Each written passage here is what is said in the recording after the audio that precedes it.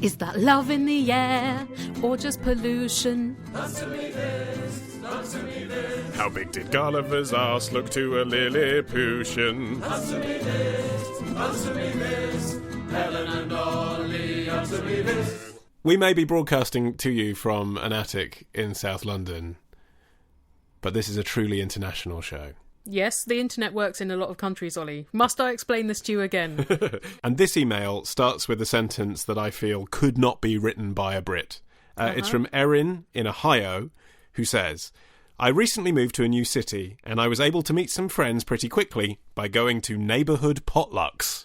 Can you explain to me what a potluck is? A potluck is informal party where everyone brings a dish. That's the potluck. Ah, a dish in the sense of cuisine, not as like your mother might say, oh, that man at the gym's a bit of a dish. Or some crockery. It's some crockery filled with food. How common do you think a neighbourhood potluck is? I mean, Erin says it like it's a normal thing. She's in Ohio.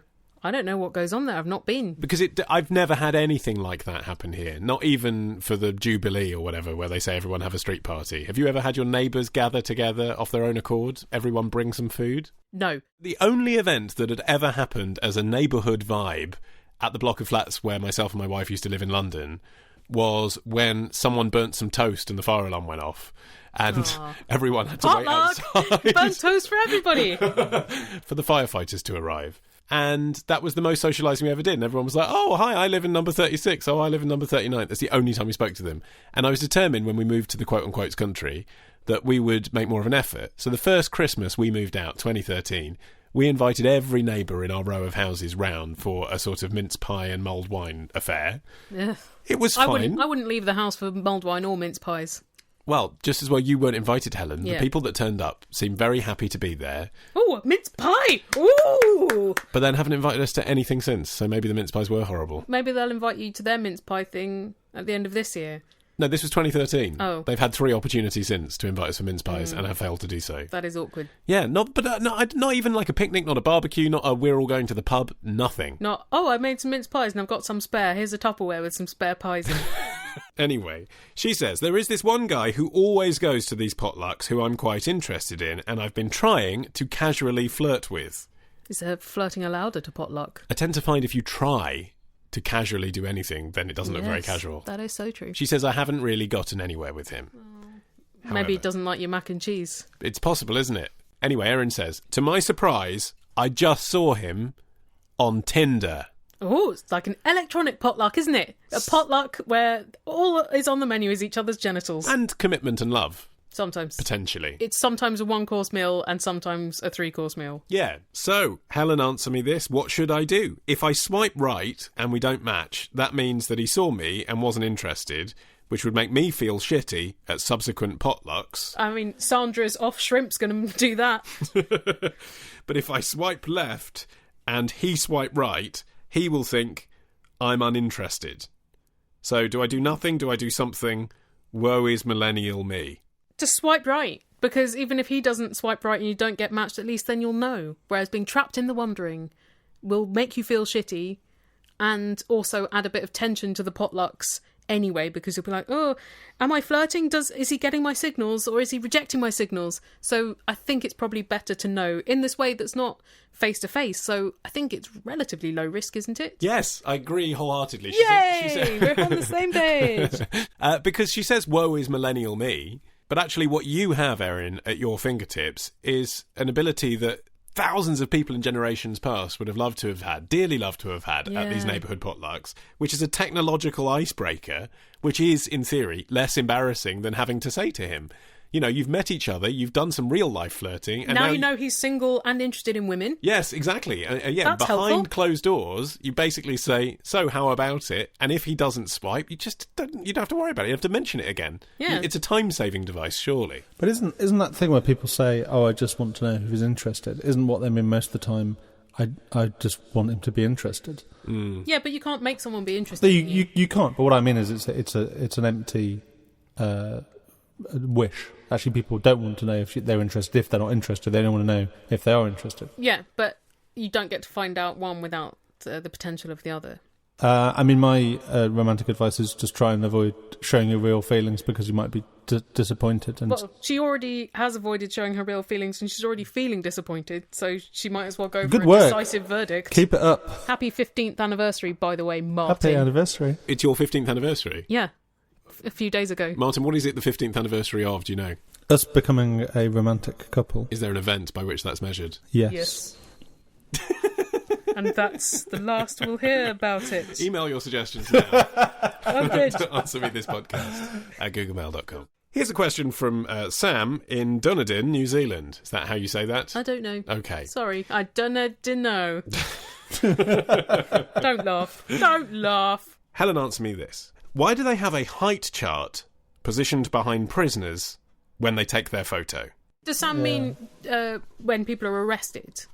That's traditionally Like when for mugshots, there's a straight-on photo and a profile photo, and there's always some lines behind with height measurements. There's an obvious answer to this question, Sam, that I wonder did not occur to you when you were typing it out. Why do they have them?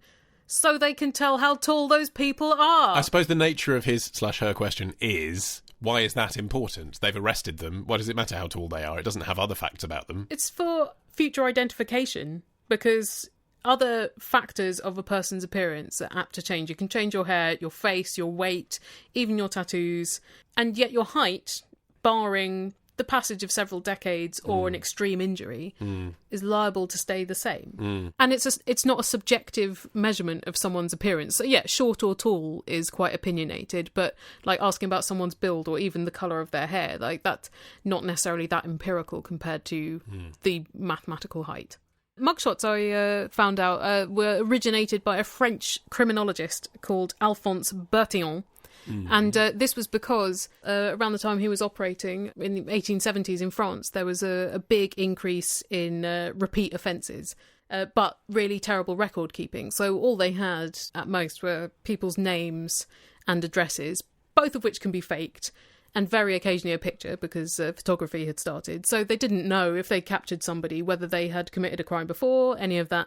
So he developed forensic anthropometry. So he would record lots of different physical characteristics like the length of your limbs, your digits, the distance between your eyebrows and your nose, and the shape of your mouth and your eyes. And he also developed a lexicon for describing like the shape of your eyes and your mouth. But that lexicon was much harder to use than just taking a photo of people. So in all of that information with the length of your body parts, he included a photo. It was he who came up with having the classic mugshot of the front shot and the profile shot because he thought the ears were a particularly unique identifying characteristic. When was Bertillon developing this technique? Mugshots were adopted as a general policy around 1888, the standard mugshot. But because around the same time fingerprinting was starting to come in, and that was a lot more likely to be correct if you're trying to definitely identify somebody, because otherwise you could mistake somebody for someone else if they had similar length shins and a similar face. So much of his Bertillonage system died out, but the mugshots remained. I mean, it's a staggeringly simple idea in retrospect to take a photo and add it to things, but I suppose we're looking at it now from a world where we've had photography for ages. Yeah, and we've all got a camera in our pocket. So the technological question now is why not take a photo rather than why take a photo? Yes. Whereas I suppose when taking a photo was expensive, that's a different thing, isn't it? And you wouldn't expect a police station to have a photographer unless you suggested they should be implemented. But also a photo of someone's face doesn't point out their height, and yet that is really going to be significant if someone says, I was mugged by someone who was 6 foot tall, rather than I was mugged by someone who's 5 foot. I'd actually appreciate being photographed in front of a height chart because I am taller than most people think. You're like 6'3", aren't you? Yeah, 2.5, yeah. What do you think you read as? 5'11"? It's not that. It's that people think you're shorter than you are. I'm shorter. I think it's... I guess a lot of people encounter me first in audio form before they see a photo of me. And it's so hard to tell height from audio. They say audio takes 2 feet off, don't they?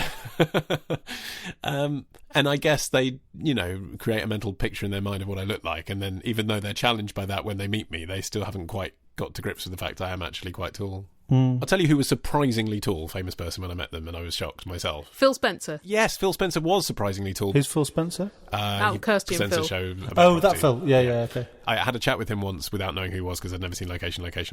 I said, what do you do? He said, I'm an estate agent. He was very modest. Anyway, no, Michael Parkinson. Mm-hmm. Michael Parkinson is a strapping man. And I met him when he was 74 or something. He's like 74 feet tall. He's like a foot taller than me. No. He's tall. No, he's not. He is tall. Your sense of reckoning is poor, Ollie. Yeah, you do have historically bad apprehension of height. I met Clarkson, and he was surprisingly tall as well. I'd expect Clarkson He's to a be good tall. foot taller than me. Parky maybe is like halfway between. Can't be These people 7 aren't foot 7 tall. feet tall. Jeremy Clarkson is a foot taller than me, and I'm Googling Parky- now. Bullshit. How tall? I'm calling bullshit. Michael I'll Parkinson do is Parky. halfway between man and Clarkson. I reckon Jeremy Clarkson is 6'6". How much taller than you do you think Russell Brand was? Think of tall people you've met. Well, that was hard to tell because he was wearing heels, and his hair was done up like an inch. Jeremy Clarkson is 6'5". That is 2 inches taller than you. Wow. Yeah. He was much taller than me. Well, maybe he was wearing heels. Yeah, he probably was. He was wearing boots. According to the internet, Michael Parkinson was 5'10". No, bullshit.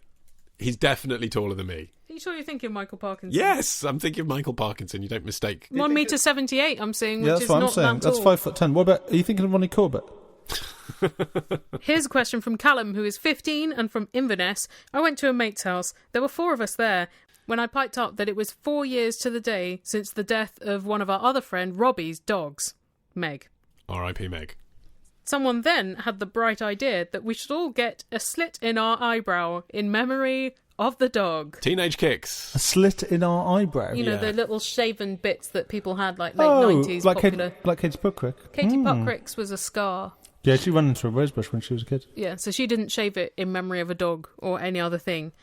Callum says, I thought doing slits for Meg was a stupid idea. Because it is. However, being a 15-year-old, I bowed to peer pressure, and since the other 3 had gone and given each other one, I agreed that they could give me one. However, one of my friends got rather excited and ended up shaving off half my eyebrow.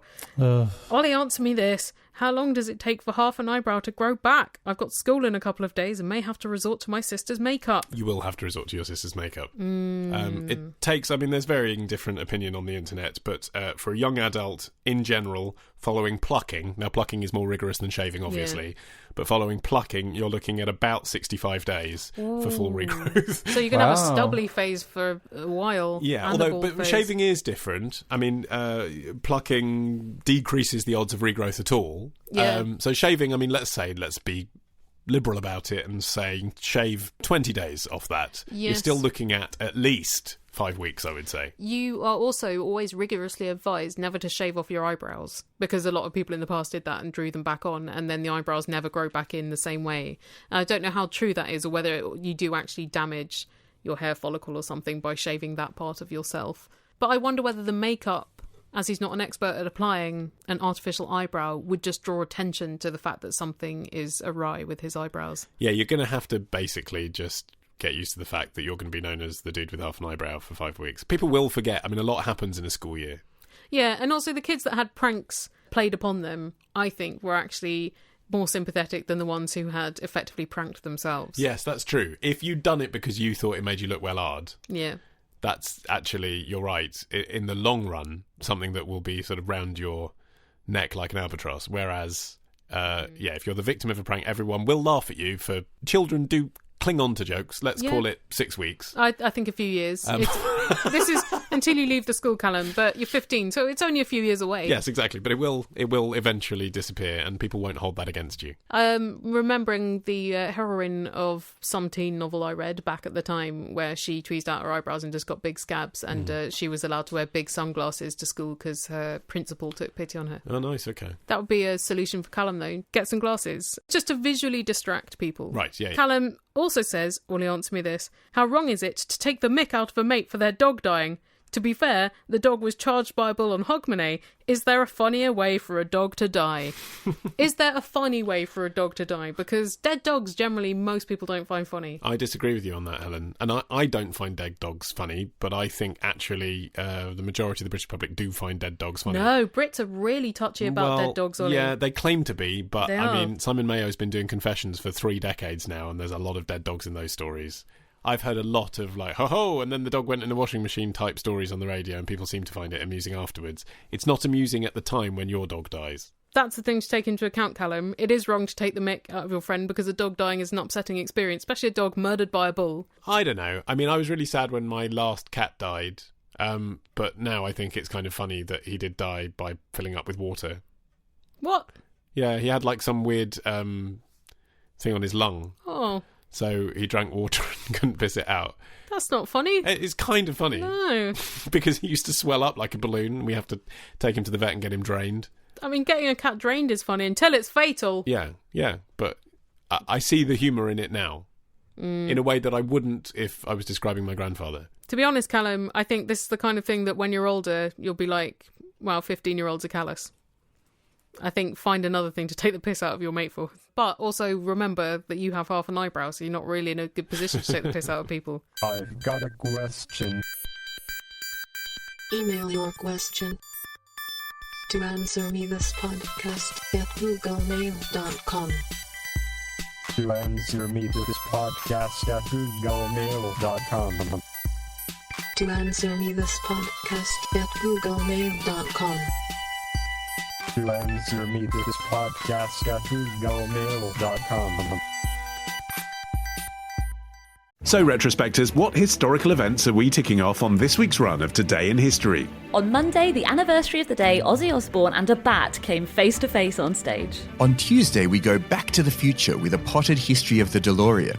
On Wednesday, why is the Pope guarded by those guys in floofy hats? On Thursday, how the Rock and Roll Hall of Fame ended up in Cleveland. And on Friday, was Henry VIII really an asshole, or was it just the result of a jousting accident? We discuss this and more on Today in History with the Retrospectors. 10 minutes each weekday, wherever you get your podcasts. We're quite a few months away from the traditional time of the year when all the wedding questions come flooding in, and yet already we have an absolute corker from our mailbag. Well, people are always getting married. Well, all through the year. You speak more truth than you know, Helen. No, I speak the exact amount of truth that I know, which people get married all year round. Yes, but the point is, the thing about people getting married very frequently, that is very relevant to this particular question. It is from Jay, who says, a few weeks ago, myself and my long-term partner got engaged. Congrats. Yeah, Mazal Tov. But there is a small complication. We are both already married. No. Fortunately, he says, we are both married to each other. Yay! What? Yeah.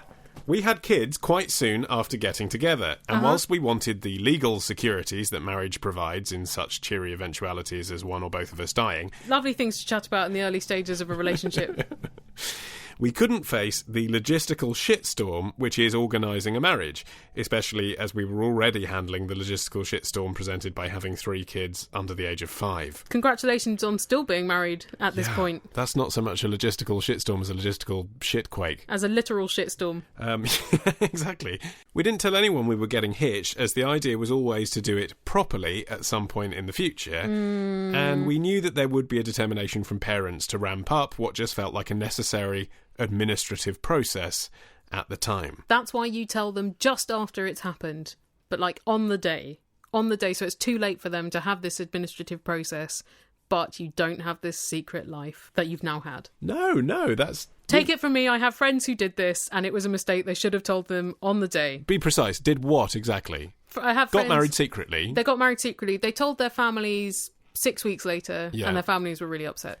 Yeah, but why is on the day better? Because on the day, you can be like, oh, we got married. It seems spontaneous, and you're not keeping a secret because it's just happened. Right. But if there's secret keeping in the intervening time, then families get upset.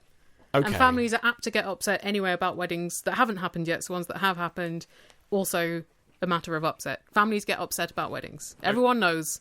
Okay, I see that, but I the way you're presenting it as if somehow they won't be upset on the day if you call them and say we got married and you weren't here. They will be less upset than if you call them on any subsequent day. They will be less upset. Okay, I see the mathematical formulae. Some of them will just be so surprised that they won't have time to be upset. But they will definitely be more upset the longer you leave it. Okay. Well, they did leave it, Helen, so this advice is useless to Jay. You should have emailed years ago. So, Jay continues. Now the youngest child has started school, we feel like things are sufficiently together for us to organise a big bash, and we'd like to do so before the children get to such an age that they are all gangly and sullen. I like the way you're timing this. Yes. It's, while you've still got the spirit left for it, but before they don't. But yeah, and whilst their eyebrows are still intact. The issue is that parents on both sides will be massively offended if they discover that we are already married, especially as there has been pressure from both sides to do just that. Oh, no. In fact... A lie has been enacted for years. There was even an explicit mention from my mum that she would be, quote, mortified if any of her children had got married without her being present, after one of her friend's daughters did just that in a similar situation to ours. She was probably trying to smoke you out. They definitely aren't aware at this stage, and they are very excited about the wedding. So he's got them hook, line and sinker at the moment. Mm-hmm. They think that Jay is getting married to his partner and mother of his 3 children for the first time, but in fact they are already married, and the whole thing is a sort of Mike Lee, Woody Allen-style lie upon a lie. All Excellent. these secrets and lies. So, Helen... It was uncanny. So, Helen, answer me this. Is it possible for us to get through the whole wedding, which isn't really a wedding, it's just effectively renewing our vows, without us revealing that we are already married? Or will it inevitably come out in the nuptial wash? It won't be a church wedding, if that makes any difference. I don't know, because I didn't have a church wedding. I think you could probably collude with a registrar if you're in Britain. That would be who would be officiating, if not a religious officiant, to do the bit where you sign the certificate, to either have a fake certificate or go out of the room and you just carouse around for a bit. But what basis are you saying that on? Because I think the significance of mentioning the church wedding is his thinking is that a man or woman of the cloth wouldn't want to collude in such a lie. Why do you think a registrar, who in my experience take their jobs as seriously, albeit not with the element of faith, why do you think they'd be up for dicking about? Why don't you ask them what their procedure is? Well, like, if you're already organising the wedding, you must have a thought as to who you want to conduct the ceremony. And if it's a registrar, why don't you ask them how they do it for vow renewals, and then say, we also have reason for this to seem like it's the first time round, but obviously it isn't. What can we sign that will look legit? This is a bit like that episode of Rev where he wants to perform a gay wedding, but he can't because he's a church reverend, so he ends up doing a blessing and it's basically a gay wedding. Right, I haven't seen that episode. I've just described it for you. It's like yeah, that. you have. In the sense that the registrar might have a lot of sympathy with you, but he or she is unlikely to lie at their place of work in front of everyone. So, they may well, you're right, come up with a solution for you, but you are really playing with fire, I think, because... Well, you've got to trust another person, haven't you? Not to blab. Well, my feeling is that it would be worse for your family to find out on the day than in advance. But then, Helen, your theory was when it came to the first wedding, they should have told them on the day. Well, maybe that stands true for this too, and they should tell them at the second wedding that it is the second wedding on the day. No, I'm thinking if they've got to this point, they probably should just keep the lie going until their graves. Because they've been comfortable enough to propagate it for several years already. So I reckon they can get through this. But if they have a humanist ceremony, which is not the legally binding part, but I have seen a bunch of friends do, where they had the legal wedding in an office, maybe with not many people there, and then the kind of official wedding was with a humanist. If your parents are primed to be expecting a legal wedding, they will probably wonder when that part took place. So I think you have to have something to put them off the scent with that, unless they don't know how weddings work. Well, yes, maybe you say to both sets of parents, we are having a humanist wedding, we want you there for the ceremony, we don't want people to be at the legal bit, we just want our witness. Paperwork. Just for paperwork. Yeah, exactly. If you're doing it in Britain, because other countries have different ways of doing weddings. We're getting married in a really drab registry office, it's not the big day we want. We could only get an appointment at 9 a.m. on a Tuesday, yeah. really far from where you both live. Yeah, and we need you to look after the kids, yes, do the and then actually lie and pretend that you've done it that morning, whereas in fact you haven't at all. But the problem with all these plans is that the signing of the certificate, the register, requires witnesses. Yes, but it doesn't require them to be your parents. Mm-hmm. Yeah, but what if in that situation, who else would you pick? It doesn't matter because it doesn't really happen. They does, just tell their parents that We've they've just been got some witnesses off the street. Why We've does just it got matter? witnesses Why? off the street, Martin. That's what people always say in the films. Why would you get witnesses off the street when you could ask your No, parents? you take your best man. Take your best man and maybe. Well, then your parents will be like, well, they took them one, they're not taking me. If they're taking this seriously. You make it sound like a nice thing. You say, we don't want you to come and witness the boring paperwork. We're doing that in the morning with the best man and the bridesmaid. Yeah. That's how you have to do it. Or I've got another solution, which is actually... This is sort of like Jonathan Creek-like, staggeringly simple solution. Is it get divorced and then get legally remarried at this? I think because if you die on the way to the wedding, that's a nightmare for your wills. Although I think that is the best solution that we've come up with. That's a good one. It's hire an actor to be the registrar. Mm-hmm. Your parents aren't going to know. Like Axl Rose at the November Rain video. Yes! Exactly like that. But your parents don't have to know that that's an actor. They can be quite aloof. They can be quite a bad actor even, because registrars can be quite awkward people, civil servants basically. Sweet marriage. Yeah. Actually, no, I'm thinking really of Ted Danson in Three Men and a Little Lady. Oh, That's yeah, what yeah. you're going for. But you are piling lie upon lie. That's what we're suggesting. Yes, just but keep on lying. Exactly. You've lied this far. Those keep are the two lie options, going. though, aren't they? The two options are fess up Don't. or don't. Yeah. And if you're doing don't, then it does involve more lying. Those are the two options. Do you think there's a case to be made for fessing up? Yes. Why? Because it's better, like the amount of anxiety that he's clearly feeling in every pore of this email. I don't think he's feeling that anxious. I think that anxiety is legitimate. I relate to it, and it's not going to get better by doing this. That's why. This does not read to me like an anxious email. This reads to me like someone going, I'm not asked about this, but they will be. Can you give me an excuse not to tell them? And I'm doing that, Jay. The question is, if you come out and tell them the truth, will the bubbling anxiety ruin the big day? Or is it better to lie one more time and then tell them afterwards? All right. If you're when at least they did see what they thought was the wedding. Okay, so basically, if you're comfortable with the lie, keep on lying. And if you're uncomfortable with the lie, Tell the truth. She couldn't even say the words, Martin. That is a cause of concern. Tell the truth. No, I can't do it. I mean, the thing is, you've got a shit sandwich, haven't you? Great wedding breakfast. Well, you get your friends to help with that. You can say to your parents, look, this is the thing, but we're telling you this because we want to do this properly now, and we haven't been able to because, this is our chance to celebrate our marriage. Oh yeah, that's the thing. We did it just for the paperwork. It wasn't a wedding. It wasn't. You didn't miss our wedding. It was just for the paper. Just keep emphasising he the said paperwork. that his mother specifically. Well, then you have to carry on the line. No, she'll be pissed off. But if you then say, and we're going to have a massive wedding, and you're going to be the centre of it. We got married, but we didn't want the wedding until the children could wear really adorable tiny suits and frocks, because everyone loves seeing kids in formal wear at weddings, right? Everyone loves seeing kids in formal wear. You don't want to waste that opportunity, so you saved it. That's the argument. Thank you. Something that is always delightful in this month of love that includes St. Valentine's Day, of course, just around the corner. Because there is nothing else good about February. February is a bleak month. Absolute ball of piss. T.S. Eliot lied. Not April. April's fine. It's February. Especially this one.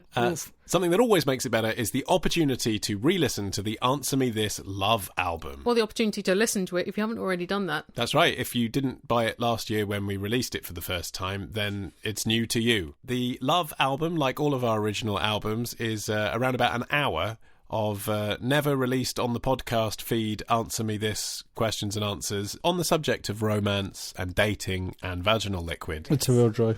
It is a real joy, which you can buy right now at answermethisstore.com. And iTunes and Amazon, but if you buy it from us, we get more of your money, thank you. But if you're thinking, no, I like to try before I buy, here is an extract for today's intermission. Time for a question from Jay from Manchester, who says, I am a happy, young, 24-year-old gay man who happens to be in a wonderful relationship with the love of his life. Sadly, we live literally hundreds of miles away from each other, but we are modern and open-minded enough to be in an open relationship until we are able to live closer to one another. Occasionally, says Jay, I will find myself in the chambers of another man. So elegant. Who I may not yet be carnally acquainted with, but will end up playing hide the sausage before the night is through. Being a sensible sort, the necessary safety precautions must be in place before the sideways samba commences. Okay, he means barrier contraceptives, correct? He does, yes, not seatbelts. Or crash helmets. Indeed. But this usually interrupts the smooth transition of foreplay into intercourse and is often quite abrupt. For people who I am more familiar with, such as my boyfriend, there is no problem with this particular step, as they can utilise their sexy magic, like putting the condom on with their mouth. But for new partners, the safety step is often like interrupting an intricate waltz with a sledgehammer to the knee. I suppose you could literally turn it into a magic trick.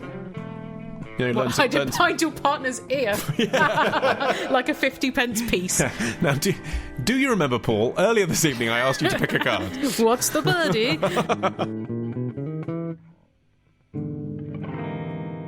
And now, what could be more romantic than to take a question from our question line? Do you need me to list things that could be more romantic? Because I'd say 70% of things.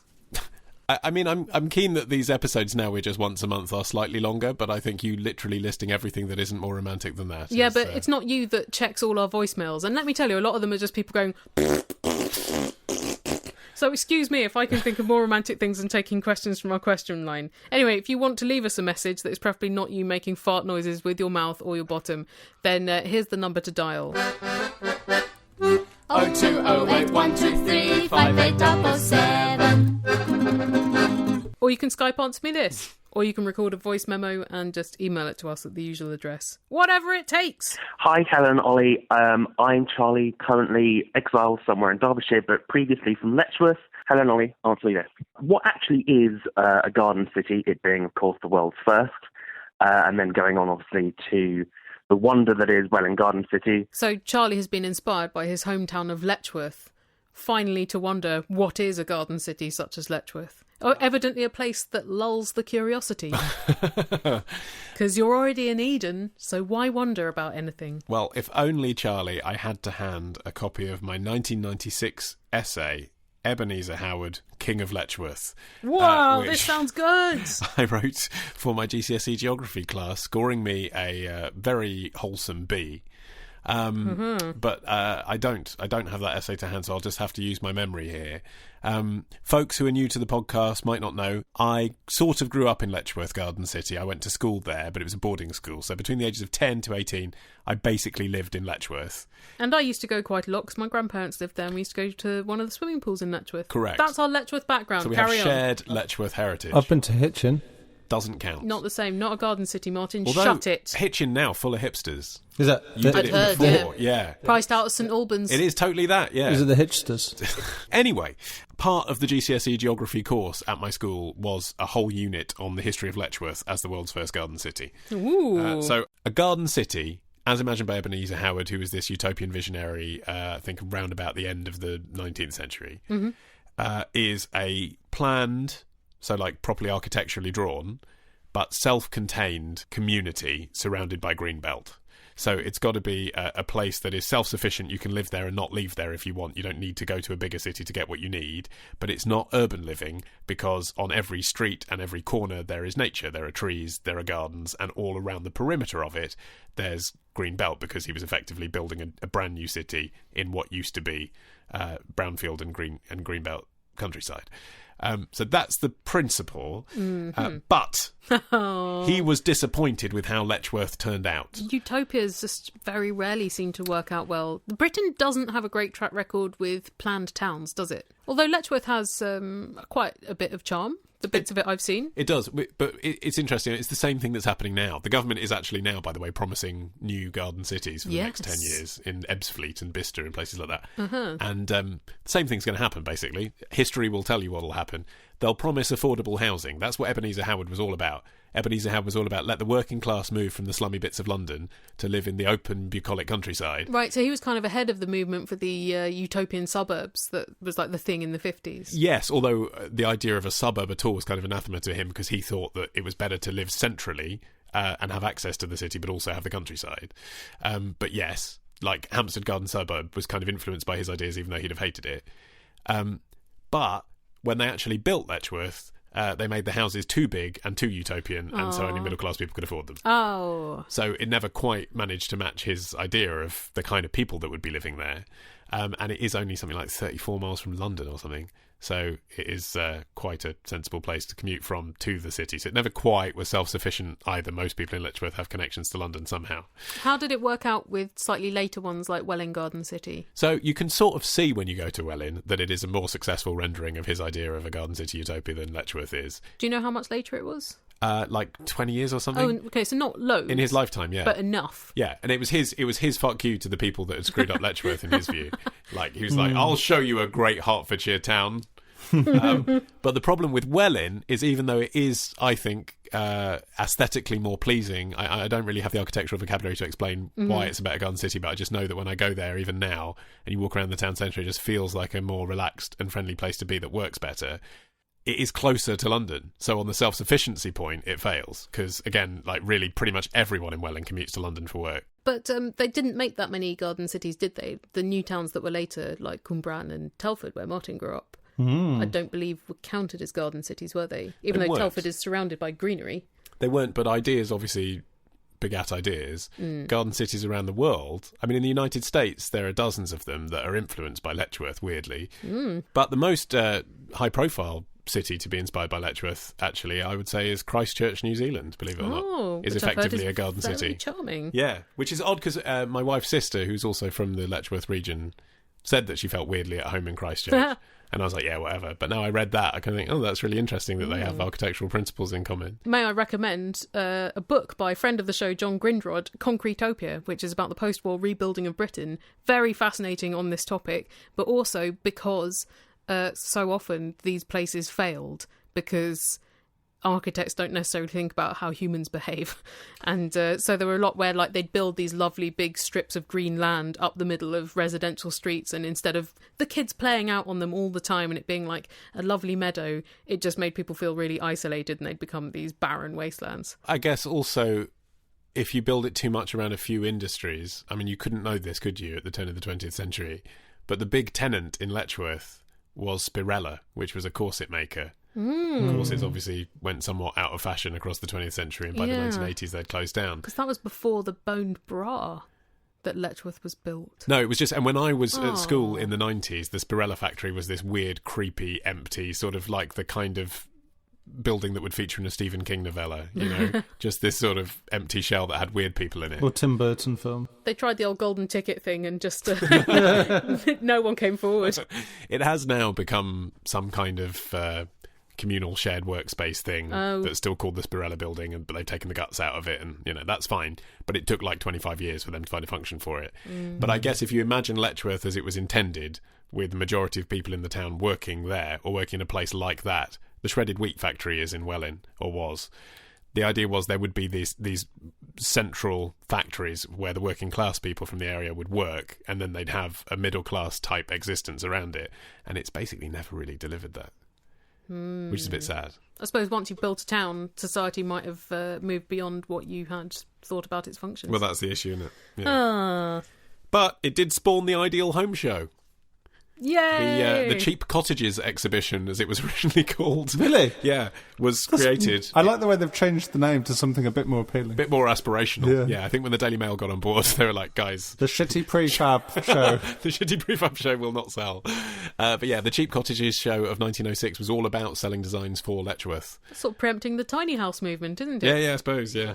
And of course, without Letchworth and the Quakers that bought up lots of the property there, you wouldn't have had the school that begat me and other opinionated twats. I'm in a weird situation now where this sounds like humble bragging, but it's just a fact. All right. Following the very sad death of A.A. Gill a few months ago, I think, I mean, it's subjective, but I think I might be the most famous graduand of my school. Sounds like a pretty shit school. Who are the other So the other contenders are... The late Michael Winner. There's the late Michael Winner and the late A.A. Gill. So who else is there? Like any okay, the people who are alive. This is what I'm saying. The people who are alive, there's Sonia Friedman, the theatre producer. Yeah, sorry, I think she probably still outranks you. Well, she's more notorious and she's achieved more. Yeah. But I don't know that she's more famous because she's a behind-the-scenes person. It's true, but she has achieved more. I know, but I wasn't saying who'd achieved more. I said most famous. I'm like I said, I'm not saying I'm famous. She doesn't have a Gold Sonia Award, she has probably achieved more. I'm just saying... That's not a fair criteria to judge Ollie against. I reckon 1 in 10,000 people has heard of me, and maybe 1 in 15,000 people has heard of her. I'm not saying either of us are famous. Anyone else? Is that it? Yeah, George Lamb. Oh, George Lamb's more famous than you are. Well... Yeah, he is. Still? Yeah, he is. Okay. I mean, I'm prepared to accept that. I'm not... I mean, just based on the number of women whose sexual awakening was linked to George Lamb, I think. What? How would you know how many women sexually awakened to George Lamb? I did a survey. You never quite understood what he was up to at that university of his, did you, Helen? Now you know what all those data graphs related to. How tall is George Lamb to you? About 9'5". Yes, that's accurate. He's very tall. He's the tallest man alive. Anyway, that's why he's more famous than you, because he's in Ripley's Believe It or Not. Robert Wedling at your school. I'm happy for George Lamb to be the most famous graduate of my school. That's fine. I don't want to be. I'm just saying, like when A.A. Gill died, I did think, is it me? The mantle is upon me now. I am Harry Potter. Because there's a quarterly newsletter that goes out from our school to they call it the Old Scholars Society. And do they rank all of the old scholars? Well, no, but if you're just like a normal person who doesn't have a career in the public eye, you, once every like 7 years when you have a baby or something, or get another degree, you write to the magazine. Yes. And you say, "I'm in 2006. I married Jeff, and we're living happily in a farm in Yorkshire." I've got an alumnus magazine too. Right, so it's like that.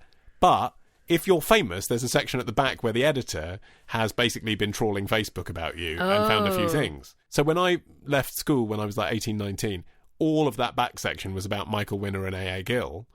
And increasingly, the back section has become about me. The Ollie Mann pages. So it's just a bit weird. So yeah, so that's, but I'm glad, Sonia Friedman, we can all agree she's achieved more.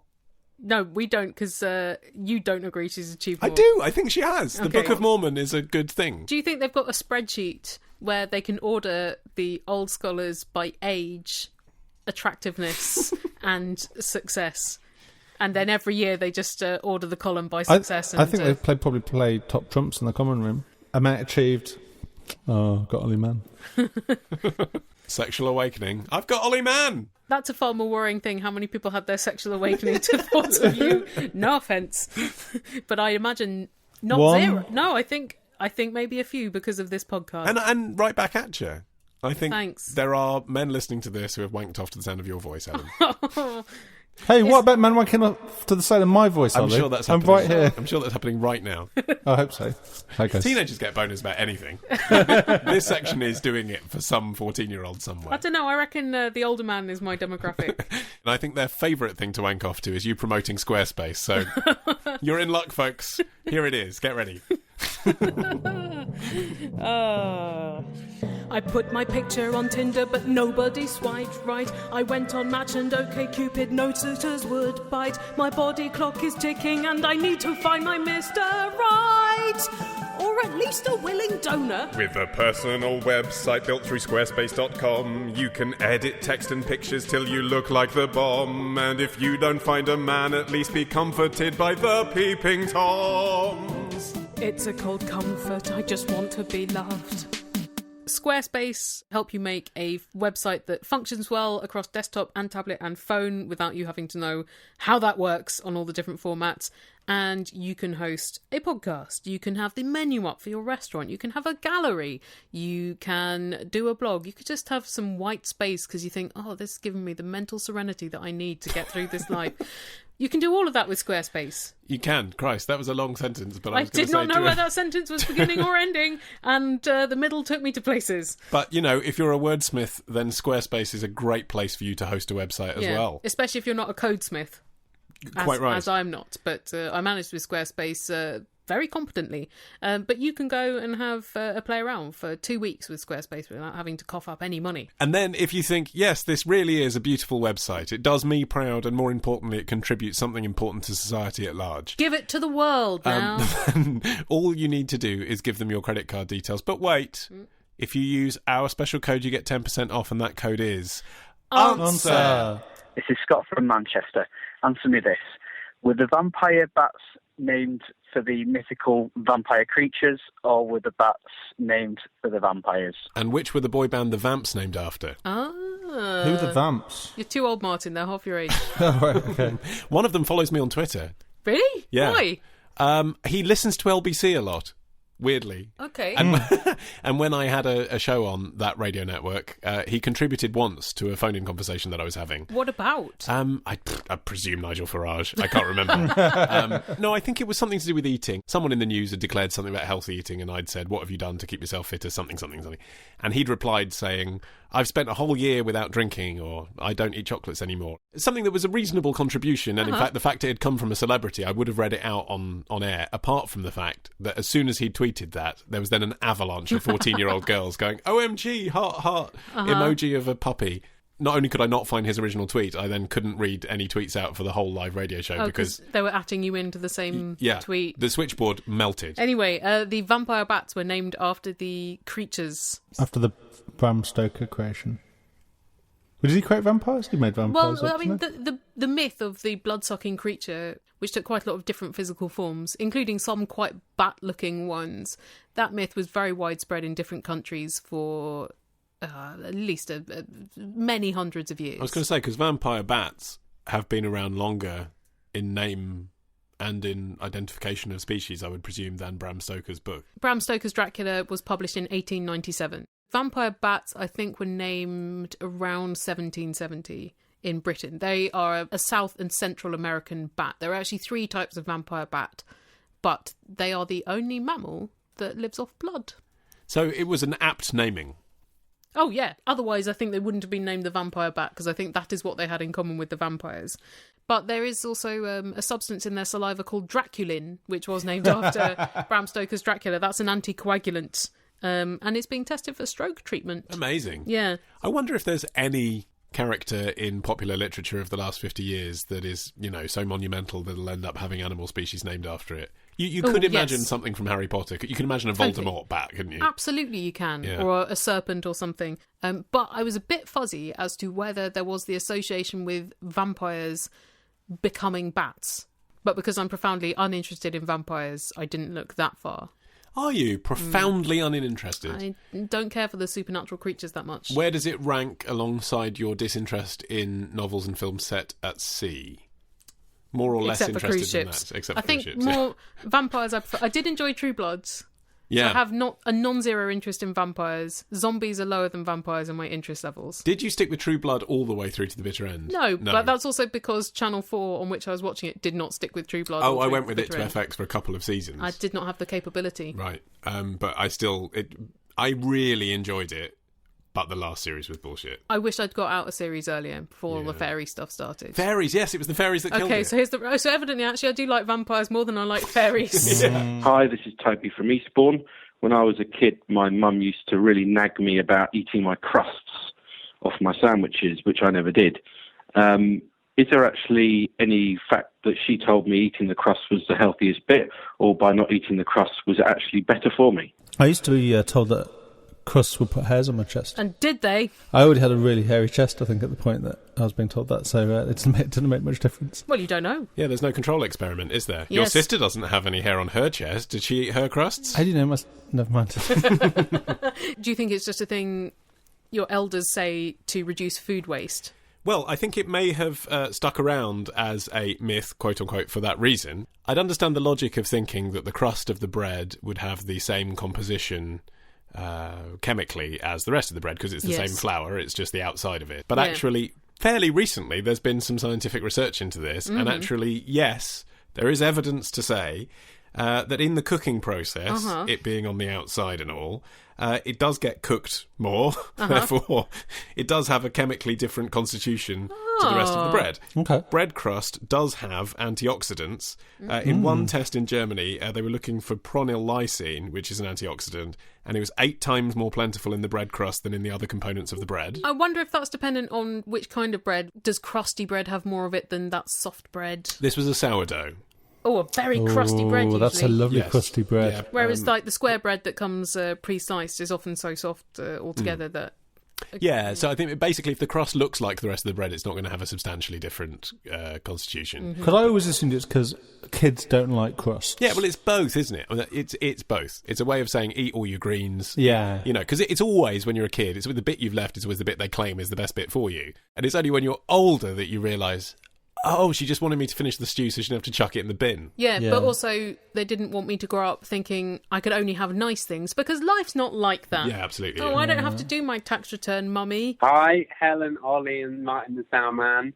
We're eating a glittery Marks and Spencer's goo pudding, and we wondered whether or not the centre part of it, the glittery centre part, was the solid part, or whether it was gooey the whole way through the cooking process. So the melt in the middle chocolate puddings, is the middle bit always melted right from the beginning? That's the question, isn't it? Well, no, not always, because in the case of the chocolate fondant, which in MasterChef they're like, oh, chocolate fondant, oh, that's a real risk, isn't it? Because, you know, if it's not liquid, then it's a disaster. Right, yeah. Chocolate fondant, so that's the one where you're basically making quite a runny form of cake mix. So the outside cooks into a cakey texture, but the inside stays liquidy because you put less flour in it, so it doesn't solidify like a sponge cake. Less flour, and that's it? That's the only thing that keeps it liquidy? So it is a risk. It could go hard. Well, it's basically less cooked cake mix. Yeah, so that's the thing. That's why like, oh, it's so difficult, because if you overcook it, then it's not runny.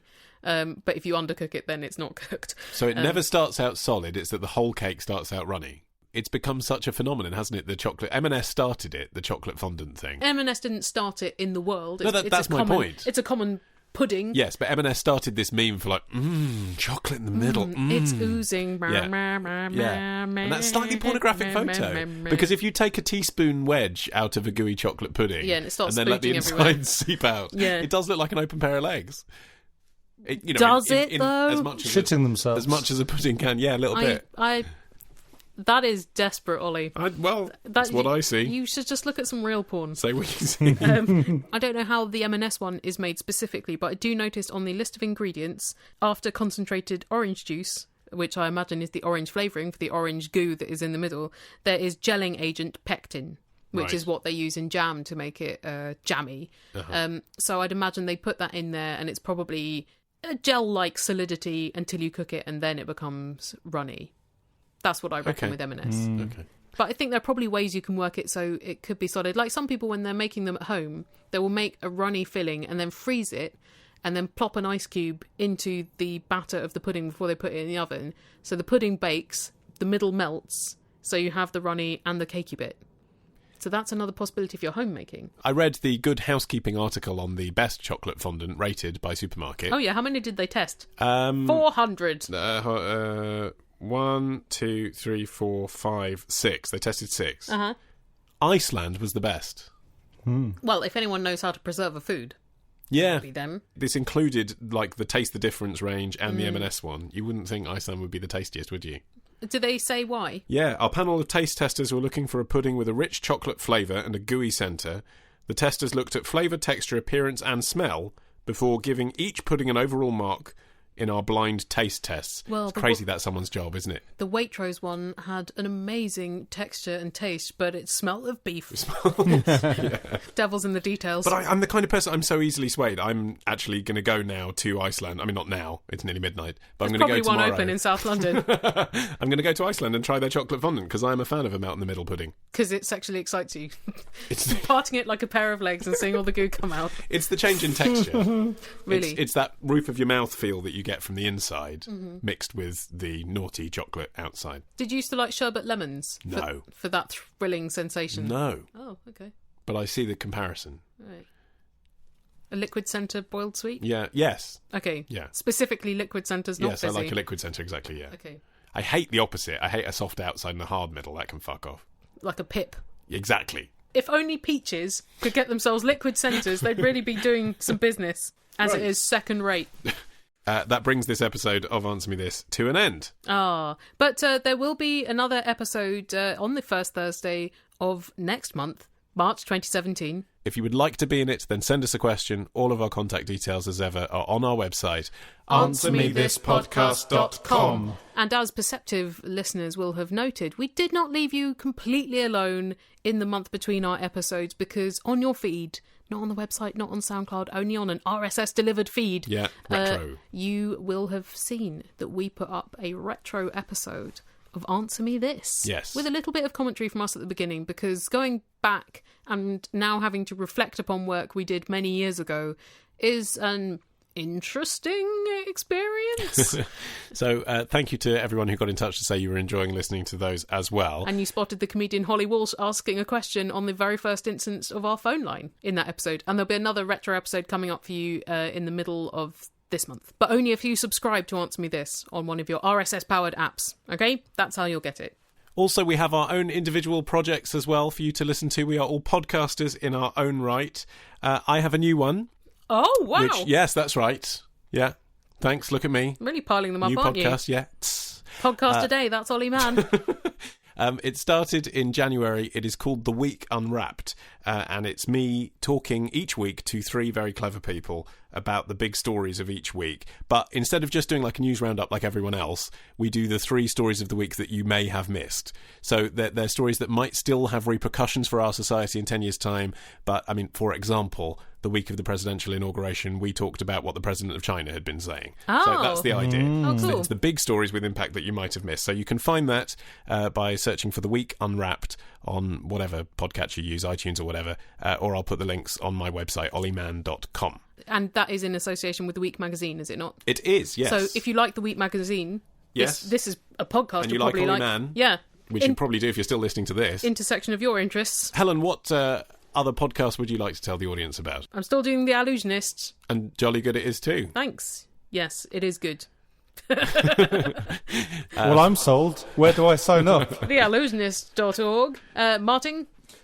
Song by song is still going. We're talking about every Tom Waits song in chronological order. And where have you got to? We're about to start on Heart Attack and Vine, his 1980 R&B album. But you're only at 1980. Yeah. He it gets churned really out good. the albums in his 20s. My God, so many. So much good work. You're going to have a really good time. It's not just for Tom Waits fans, lots of other good music on the show. You know what a good time I had when Martin and I went to Los Angeles at Christmas. Yeah. We went on a walking tour of places mentioned in Tom Waits songs. Yeah, we had a Norm's Patty mat as name checked in Eggs and Sausage. Well, you did. I'm sure that's something that you both equally would have chosen as a destination. I mean, why else would you go to LA? There's not much else there. Anyway, all that remains is to thank once again Squarespace for supporting us on this episode of the show. And if you would like to support us as well, it's easy. Just go to paypal.me/answermethis. Oh. And remember, you can buy our old episodes and our albums and stuff at answermethisstore.com. But cool of you to give people the option to give us money in return for nothing. That's right. Mm-hmm. Well, in return for the loyalty and stuff for your ears. Yeah. Anyway, we'll be back next month, but there will be that retro episode in between. Bye! Bye.